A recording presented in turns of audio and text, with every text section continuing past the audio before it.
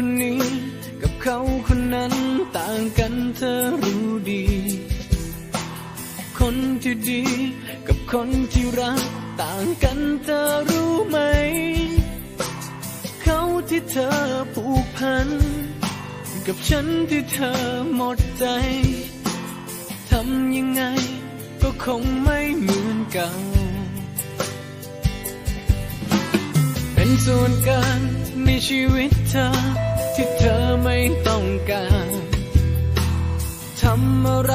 ให้ไปเท่าไรแต่กลายเป็นรำคาญคำพูดที่คอยกดดัน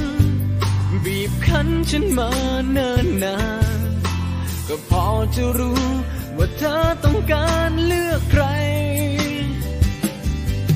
ฉันก็คงไม่ทนฝืนเธอต่อไปเมื่อรักไม่เป็นอย่างฝันขอให้เราจบลงแค่นั้นเมื่อเธอไม่มีฉันในหัวใจหยุดความรักเอาไว้เท่านี้พอก่อนดีไหมถ้าใจอ่อนล้าอย่ามัวเสียเวลากับรักเดิมๆที่เธอไม่มั่นใจ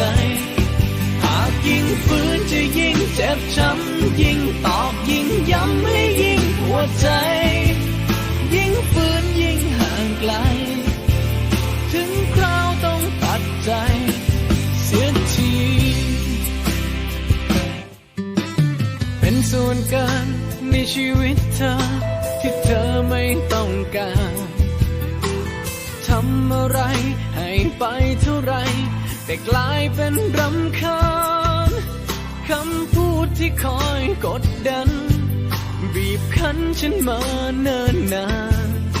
ก็พอจะรู้ว่าเธอต้องการเลือกใคร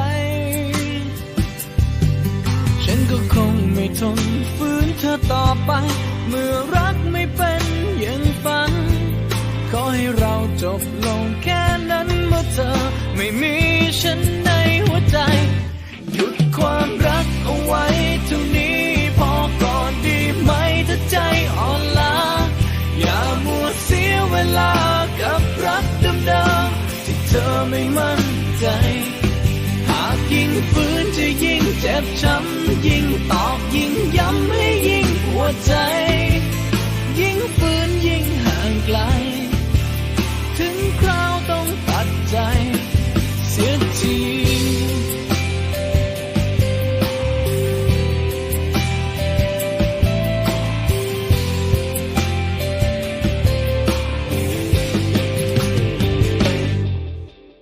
หยุดความรักเอาไว้เท่านี้พอก่อนดีไหมถ้าใจอ่อนล้าอย่ามัวเสียเวลากับรักเดิมๆที่เธอไม่มั่นใจหากยิ่งฝืนจะยิ่งเจ็บช้ำยิ่งตอกยิ่งย้ำให้ยิ่งปวดใจ